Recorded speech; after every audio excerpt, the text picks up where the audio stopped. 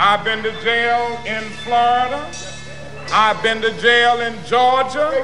I've been to jail in Mississippi. I've been to jail in Virginia. And I'm ready to go to jail in Chicago.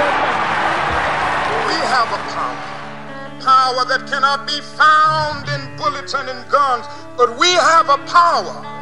I have a dream that my 4 little children will one day live in a nation where they will not be judged by the color of their skin, but by the content of their character.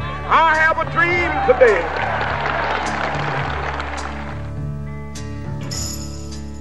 I'm not fearing any man. Mine eyes have seen the glory of the coming of the Lord. This is the end, beautiful friend. This is the end, my only friend. The end of our elaborate plans. The end of everything that stands. The end, no safety or surprise. The end, I'll never look into your eyes again.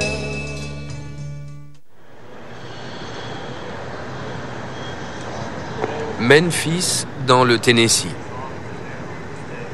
Le bâtiment du tribunal, dans le centre-ville, a été construit à l'époque où régnait une stricte ségrégation raciale dans le sud des États-Unis.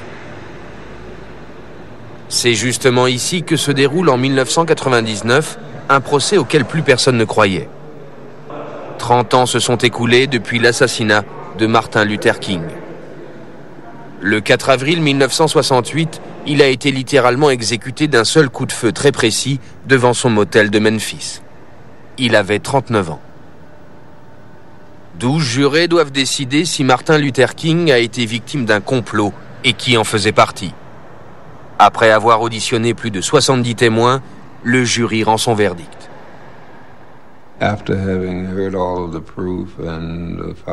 Après avoir vu toutes les preuves, entendu les plaidoiries des avocats et mes instructions, le jury a délibéré et conclu au complot.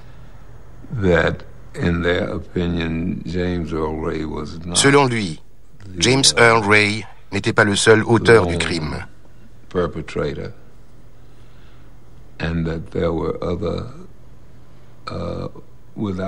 Sans donner explicitement de nom, les jurés ont conclu qu'il y avait nécessairement d'autres personnes impliquées dans ce meurtre.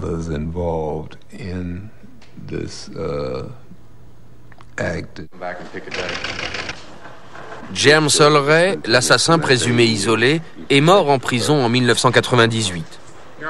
Au procès de Memphis, l'accusé se nomme Lloyd Jowers.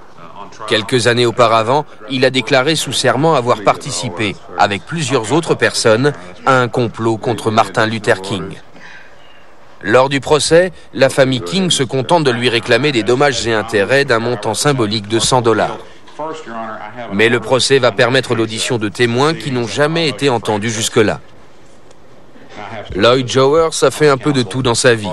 Il a été policier, chauffeur de taxi, prêtre séculier et au moment du meurtre de King, il tenait un bar situé face au lieu du crime. C'était un ancien pasteur. Nous avons rencontré Andrew Young, pasteur lui aussi, et ancien ambassadeur des États-Unis aux Nations Unies.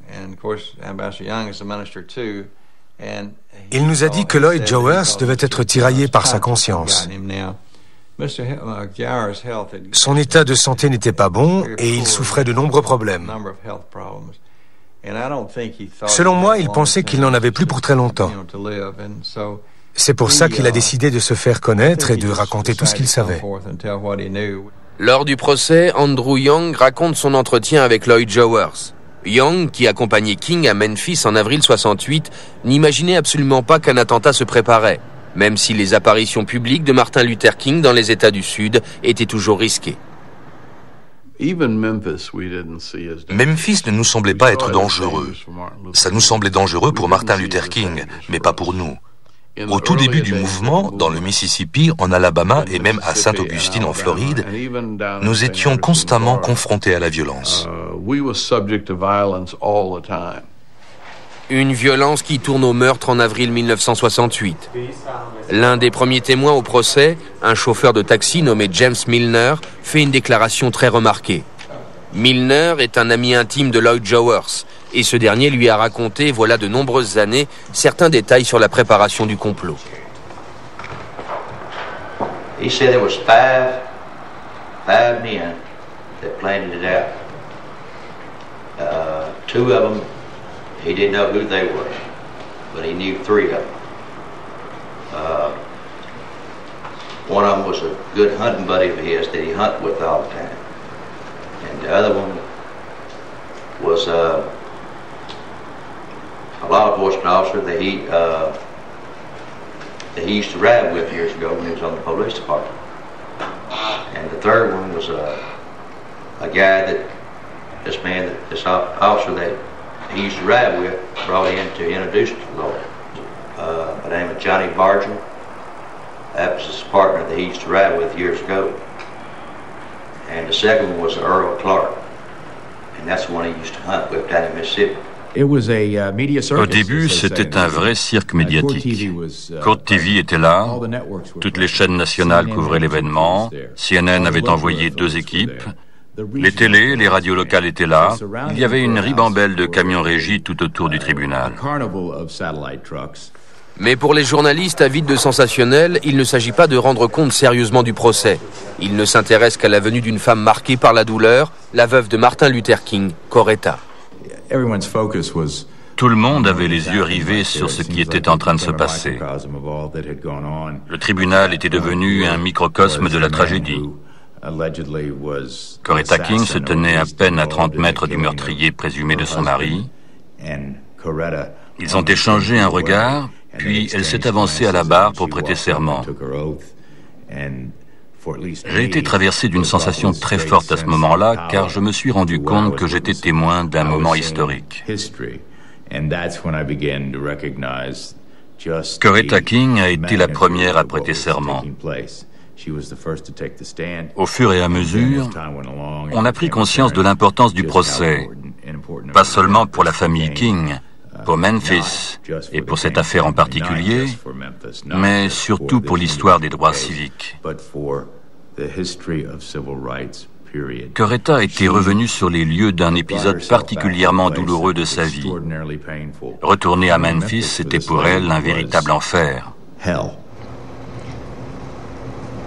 Martin came to Memphis to support the sanitation workers who were engaged in a strike for better wages and working conditions.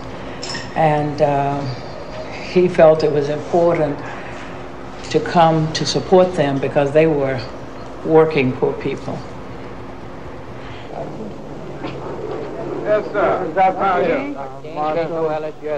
Martin Luther King arrive le 3 avril 1968 à Memphis. Dès son arrivée, on lui fait comprendre qu'il n'est pas le bienvenu. Un représentant de la municipalité lui remet un arrêté interdisant la marche de protestation prévue pour le 5 avril. King et ses compagnons ont l'air détendus, mais à leur départ de l'aéroport d'Atlanta, il y a déjà eu une alerte à la bombe visant leur avion. Memphis est la plus grande ville du Tennessee. En 1968, elle vit de fait sous un régime d'apartheid. Jusqu'alors, les Noirs s'étaient rarement révoltés contre la discrimination permanente dont ils étaient l'objet.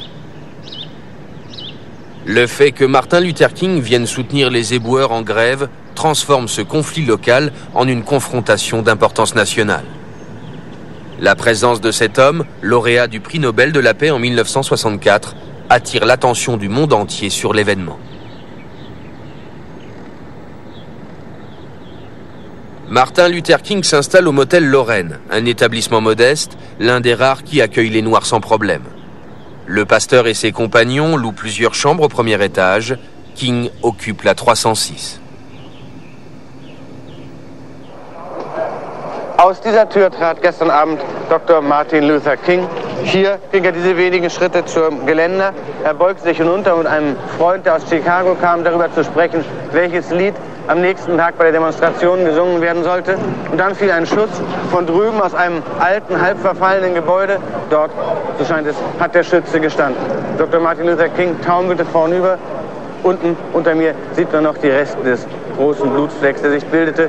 Dann fiel er zurück hinten auf ein Gestell, das kurz hinter mir steht. Und dann wurde er ins Krankenhaus gebracht und dann war er tot.